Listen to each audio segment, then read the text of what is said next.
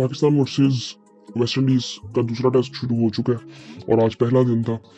और I think चीज़ें जो है ना वो एक्सट्रीम पे हो रही हैं। मतलब उम्मीद हमने लगाई थी कि स्पिनर्स को हेल्प करेगी, बट आई थिंक यार आज ना कुछ ज़्यादा आई थिंक ये चीज़ हो गई है। और आज का दिन जब खत्म हुआ तो ऐसा लग रहा था कि जो खड्डा पाकिस्तान ने खोदा है वेस्ट इंडीज के लिए उसमें खुद ही गिर गए हैं। कंस्ट्रक्शन वैसे आजकल चल रही है पाकिस्तान में, स्टेडियम्स बन रहे हैं, सो आई थिंक वो खड्डे में हम खुद गिर गए हैं। लेकिन उसमें मैं एक चीज़ कहूँगा कि यार हमने ना आज गलतियाँ बहुत ज़्यादा की हैं और दोबारा की हैं। जिस तरह आई थिंक इनके 50 पे 8 आउट थे, 38 पे 8 आउट थे वेस्ट इंडीज़ के। हमने पिछले मैच की तरह दोबारा पहली इनिंग में पार्टनरशिप लगवा दी 9वें 10वें बैट्समैन से, और आके मोती साहब आके 50 रन बना के चले गए। सो आई थिंक ये थोड़ी सी चीज़ ना ये अलार्मिंग है कि उस वक्त ना हम अपना ज़रा कंट्रोल जो है ना वो आई थिंक लूज कर देते हैं जब हमें कुछ ऐसी सिचुएशन में आ जाए और यहाँ से फिर हम मतलब यार ये होना ही नहीं चाहिए था। 163 जो उन्होंने कर लिया था, इनको आउट करना चाहिए था 60 पे, 50-60 पे इनको आउट करना चाहिए था, वहां पे ही खत्म करनी चाहिए थी इन्हें। वो नीचे से आके आपके उनके मेन बैट्समैन उसे खेला नहीं जा रहा, तो आप नीचे जो बॉलर्स हैं उनके वो आगे आपको 50 रन बना के जा रहे हैं। वेरिकर ने 36 मार दिया आपको। सो आई थिंक ये थोड़ी सी चीजें देखने वाली है कि आई थिंक हमने सीखा भी नहीं ना। मतलब ये चीज अगर मैं किसी ऐसी टीम के साथ देखूँ ना, ऑस्ट्रेलिया के साथ ही चीज ऐसी हो, वो अगले मैच में ना सीख के आते हैं। जब इंडिया पहला मैच जीता था ना मॉडर्न गावस्कर सीरीज का, उन्होंने हिलने नहीं दिया था दूसरे मैच में इंडिया को। आप इंग्लैंड को देखेंगे वो भी इस तरह से करते हैं। इवन इंडिया भी बेहतर हो गया है काफी इस चीज में कि वो अपनी फाइट वो पूरी करते हैं और वो रिपीट नहीं करते गलतियां अपनी। तो आज इंडिया और क्या कहते हैं इंग्लैंड का भी दूसरा T20 था, इंडिया वो जीत गया है। उसके बारे में फिर बात करेंगे दूसरी वीडियो में। लेकिन अभी है आई थिंक ये देखें, हमें ये चीजें ना जरा सीखनी पड़ेगी। वहां से हमने 163 करवाए और हम सबको पता है कि यहाँ पे रन करने आसान नहीं है।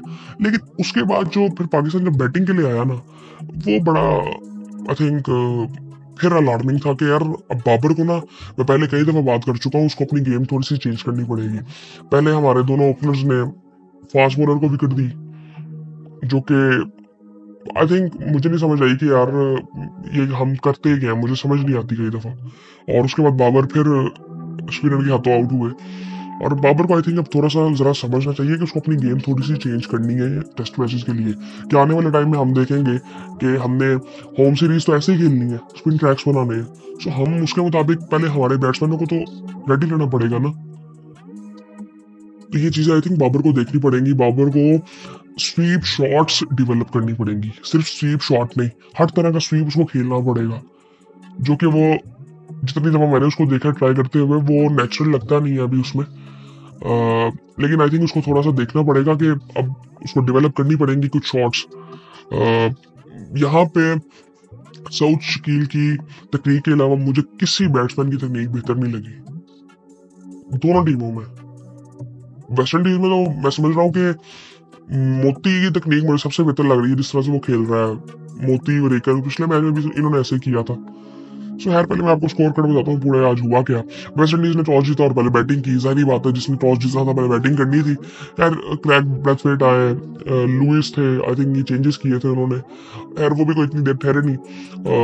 पहला आउट किया काशिफ ने। अब काशिफ जब नया बॉल उसको मिला था तो अच्छी बॉलिंग कर रहा था, लेकिन इसने काफी नो बॉलें की। मे भी कॉन्फिडेंस की थोड़ी सी कमी थी, अब पहला मैच था, प्रेशर भी होता है। सो ये जिस तरह इसका बॉल अंदर आ रहा था, एंगल भी हो रहा था और बाद में सीम भी हो रहा था। सो आई थिंक काफी इंटरेस्टिंग था मेरे लिए। लेकिन वही बात थी कि अगर इसको खिलाना था तो हमें पहले मैच में भी खिलाना चाहिए था, ताकि वो कॉन्फिडेंस एक रहता है कि पूरी सीरीज खेली गई है। सो आई थिंक ये चीज़ें हमें ना पहले सोचनी पड़ेंगी। खैर इस पे हम बात कर चुके हैं हमें। यार उसके बाद आमिर जेंगो आए, ये भी आई थिंक डेब्यू कर रहे थे आज, तो 0 पे आउट हुए। साजिद खान ने इनको आउट किया। उसके बाद केवम हॉज, उन्होंने 21 रन बनाए। उसके बाद अथानजे 0 पे आउट हुए। ग्रीव्स 1 रन बना के आउट हुए। इम्प्लैच ये भी आज ही खेल रहे थे मेरे ख्याल से, ये भी 0 रन पहली बॉल पे आउट हुए। नुमान अली ने हैट्रिक की, जो कि आई थिंक पहले स्पिनर पाकिस्तानी ने टेस्ट मैचेस में हैट्रिक की है, जो कि आई थिंक बहुत ज़बरदस्त अचीवमेंट है। और उसके बाद अगर देखें तो सिंक्लेयर 0 पे वो भी आउट हुए। उसके बाद मोती साहब आए और मोती साहब ने 55 रन बनाए। यार ये चीज ना अब अलार्मिंग है। मतलब मैं आपको बताता हूँ फॉल ऑफ विकेट्स कैसे हुए हैं। पहली 8 रन पे गिरी, दूसरी 9 पे, तीसरी 32 पे, चौथी 37 पे, पांचवी 38 पे, छठी 38 पे, सातवीं 38 पे, आठवीं 54 पे गिरी, नौवीं 95 पे फिर भी गिरी, फिर 10वीं विकेट 63 पे गिरी, आखिरी विकेट में भी हमने पार्टनरशिप करवाई। सो ये हमारी सूरत हाल है। तो यहाँ से हम मैच, यहाँ से पहली ये गलती यहाँ से हमने की। और उसके बाद फिर अगर वेस्ट इंडीज की बॉलिंग अगर देखें, पाकिस्तान की बॉलिंग अगर देखें, तो साजिद ने 2 आउट किए, काशिफ अली ने 1 आउट किया, 4 ओवर किए उन्होंने 16 रन देके।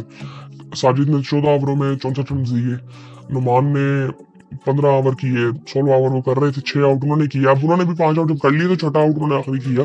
तो आई थिंक ये थोड़ा सा उनको भी देखना पड़ेगा। अब ये पूरी टीम को आई थिंक देखना पड़ेगा कि हमें ना जरा कंट्रोल में रहना है। जब ऐसी किसी पोजीशन में हम आते हैं कि अब 50 पे हमने 8 आउट किए हुए हैं, तो अगली टीम से हम 150 रन करवा देते हैं, 250 रन करवा देते हैं।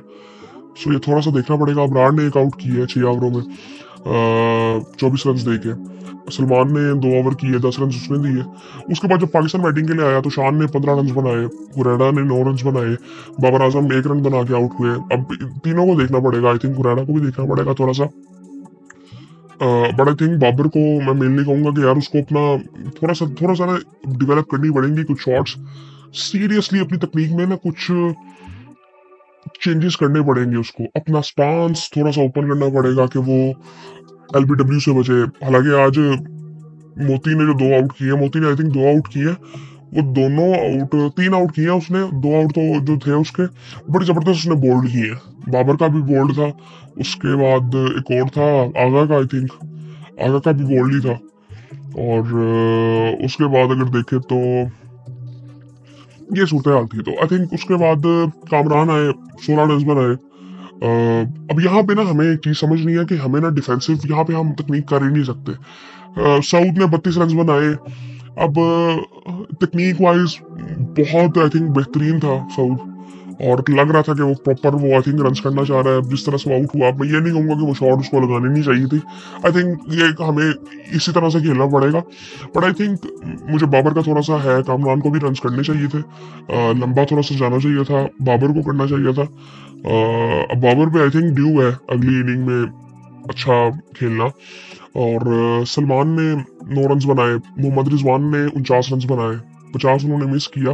बट आई थिंक बहुत ज़बरदस्त खेल रहे थे, और अप्रोच भी ज़बरदस्त थी, स्ट्राइक रेट भी था बेहतर, तकरीबन 66 का था। और उसके बाद 16 रन आगे साजिद खान ने बनाए। और मेरा ये मानना है कि यार फिर आज ये देखो, हम आखिरी रन आउट इस दफ़ा भी हमारा रन आउट हुआ है।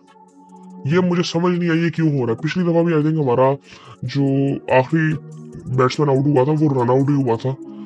अबरार आई थिंक अबरार के साथ खुर्रम था शायद। तो आई थिंक ये थोड़ी सी चीजें हमें देखनी है कि हम ये करते क्या है। थोड़ी सी गेम अवेयरनेस की जरूरत है टेल में। और साजिद को मुझे लगता है कि नुमान से पहले आना चाहिए बैटिंग के लिए, क्योंकि उसकी तकनीक काफी बेहतर है। सो आई थिंक थोड़ा सा ताकि उसको बैटिंग का चांस मिले। उसने 16 रन बनाए, तो शुक्र है हम 154 रन बना सके, वरना ये लीड 20-30 रन की भी हो सकती थी, और वो बड़ी इंपॉर्टेंट लीड होती है स्पेशली ऐसी विकेटों पे। सो 154 पे हम ऑल आउट हुए। 47 ओवर हमने खेले, उन्होंने 41 ओवर खेले थे। और पाकिस्तान की जो फॉल ऑफ विकेट्स थी, वो पाकिस्तान की पहली विकेट 22 रन पे गिरी, दूसरी 25 पे, तीसरी भी 25 पे गिरी, फिर 51 पे गिरी, फिर 119 पे गिरी, फिर 130 पे, फिर 130 पे गिर गई एक और 7वीं विकेट, फिर 146 पे 8वीं गिरी, फिर उसके बाद 149 पे 9वीं गिरी, फिर 154 पे 10वीं गिरी। सो ये कुछ चीजें, एक तो रन आउट ये बड़ा अलार्मिंग है, और ये जो हमने आखिरी 2 विकेटों पे हम रन करवा रहे हैं, ये थोड़ी सी चीज अलार्मिंग है। और बाबर के रन करना ऊपर से इंपॉर्टेंट है, और बैट्समैनों को थोड़ा सा अपनी तकनीक को थोड़ा सा देखना पड़ेगा। रिजवान ने भी पिछले मैच में बात की थी आई थिंक प्रेस कॉन्फ्रेंस में, कि बैट्समैनों को अपनी तकनीक पे थोड़ा सा काम करना पड़ेगा, क्योंकि यहाँ पे आपको ना जरा चेंज करना पड़ता है, और जरा झुक के जरा खेलना पड़ता है। आप अपना स्टांस ठीक है ओपन रखो, वाइड रख सकते हो, बट आई थिंक थोड़ा सा झुक के रहना पड़ता है। साउथ आई थिंक तकनीक उसकी बड़ी जबरदस्त थी, जिस तरह से वो खेल रहा था बहुत मजा आ रहा था उसको देखने का, जिस तरह से वो सिंगले करता है। और रिजवान भी अच्छा खेला, बहुत अच्छा खेला। आई थिंक 49 रन जो उसने बनाया उसी की बदौलत हम लोग 154 तक पहुंचे हैं। बट अब हमें ना दूसरी इनिंग में बैटिंग तो बहुत अच्छी करनी है, हमें बॉलिंग भी बहुत अच्छी करनी पड़ेगी कि ये गलती हमें दोबारा नहीं करनी जो हमने यहाँ पे कर दी है, क्योंकि ये हमें मैच मिस नहीं करना चाहिए कि हम यहाँ से मैच हार जाए। हालांकि इस वक्त पोजीशन जाहिर बात है, अब इस वक्त ये इस लिहाज से तो हम कह सकते हैं कि दोनों टीमें आउट हो गई हैं, 9 रन की सिर्फ लीड है, कोई इतना खास फर्क नहीं पड़ा। मतलब दूसरी इनिंग में जो अच्छी बैटिंग करेगा वो जीत जाएगा। बट आई थिंक जो लीड ये 8-9 रन की भी है ना, ये थोड़ा सा कॉन्फिडेंस तो देगी वेस्ट इंडीज को कि हम यार इनको आउट तो कर सकते हैं ना। सो ये चीजें थोड़ी सी देखने वाली हैं। अब एक चीज ये है कि आज अब एक इनिंग खेल ली है दोनों ने, तो कल क्या मैच खत्म हो जाएगा? लग तो ऐसे रहा है कि कल मैच खत्म हो सकता है, कल या परसों पहले सेशन में हो सकता है मैच खत्म हो जाए। सो अब अब वो डिस्कशन में अगर जाएंगे ना कि यार इस तरह होना चाहिए कि नहीं होना चाहिए, उस पर बात नहीं भी करनी चाहिए। अभी हमें ये मैच जीतना है और हमें एटलीस्ट हमारे बैट्समैनों को इसके मुताबिक होना है और बॉलर्स को ये चीज़ देखनी है, स्पेशली शान को भी देखना है कि यार ये हम आखिरी 2-3 विकेटों पे रन क्यों करवा रहे हैं। थोड़ा सा इस पर बात करनी पड़ेगी, आकिब साहब को देखना पड़ेगा, आकिब जमीर साहब को, कि हम ऐसा कर क्यों रहे हैं। हमें वाइंड अप करना चाहिए था, अगर स्पिनर्स नहीं कर पा रहे हमें बिल्कुल वहां पे वाइंड अप कर देना चाहिए था। जिस तरह मर्जी आप करें, आप फास्ट बॉलर को लगाएं, जो मर्जी आप करें, खत्म करें मैच को। So, ये जो टेल हमें ये टेल का मसला हमारे साथ बड़े अरसे से चल रहा है कि टेल हमारे खिलाफ रन करती है। उसके बाद अगर वेस्ट इंडीज की बॉलिंग की अगर बात करें तो मोती ने 3 आउट की है, 13 ओवरों में 49 रन उसने दिया। आई थिंक उसकी बड़ी जबरदस्त इनिंग भी थी। उसके बाद कीमर रूच ने, जो कि पहला मैच नहीं खेले थे, उन्होंने भी 2 आउट किए 6 ओवरों में 15 रन देके। उसके बाद वेरिकन ने 17 ओवरों में 4 आउट किए 43 रन देके, इसने भी अच्छी बॉलिंग की थी। और सिंक्लेयर ने 10 ओवरों में 42 रन दिए, आउट कोई नहीं किया, 4.20 की इकोनॉमी थी। ग्रेग ब्रेथवेट ने 1 रन देके 1 ही ओवर किया, जो कैप्टन है इनके। सो बस ये सूरत हाल थी। अब इस वक्त कहा नहीं जा सकता कि यार किस यहाँ कोई मैच है। आई थिंक दूसरी इनिंग ही डिसाइड करेगी।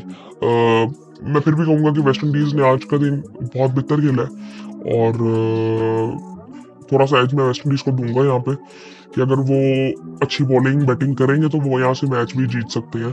सो पाकिस्तान के लिए भी बिल्कुल सिमिलर है। पाकिस्तान को थोड़ा सेंसेबल रहना है। सिर्फ पाकिस्तान के पास पहली इनिंग में बिल्कुल चांस था कि यार आप बिल्कुल साइड पे कर दो ना मैच को आज, लेकिन पाकिस्तान ने जो आखिरी 2 विकेटों पे रन करवाया, आई थिंक वो थोड़ा सा अलार्मिंग था।